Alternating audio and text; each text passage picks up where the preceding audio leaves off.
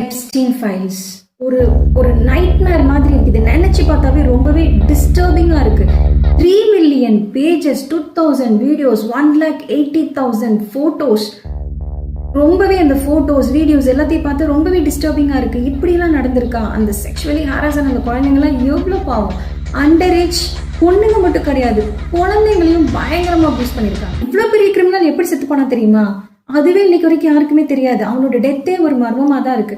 யூஎஸ்ல பிரிசன்ல அடைச்சு வச்சதுக்கு அப்புறம் ஆகஸ்ட் 10, 2019 சடனா அந்த ஜெஃப்ரி எப்ஸ்டீன் சூசைட் பண்ணி இறந்து போயிட்டான் அப்படின்னு சொன்னாங்க. இந்த பப்ளிக் யாருமே நம்பல. கவர்மெண்ட் சைட்ல இருந்து ஈஸியா சூசைட் தான், இந்த வீடியோ பாருங்கன்னு சொல்லி காமிச்சு கேஸை க்ளோஸ் பண்ணிட்டாங்க. ஆனா அந்த வீடியோல 2 minutes 53 seconds மிஸ் ஆகுது. இந்த கேப்ல அவனுக்கு ஏதோ நடந்திருக்கு. which means it wasn't a suicide.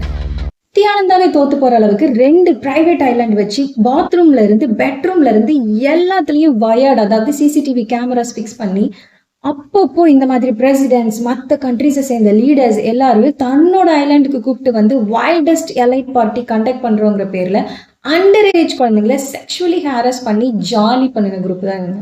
Epstein பத்தி ஃபுல் டீடைல்ஸ் தெரிஞ்சுக்க என்னோட இன்ஸ்டாகிராம் பயோல யூடியூப் சேனல் லிங்க் இருக்கு, கிளிக் பண்ணி வாட்ச் பண்ணுங்க.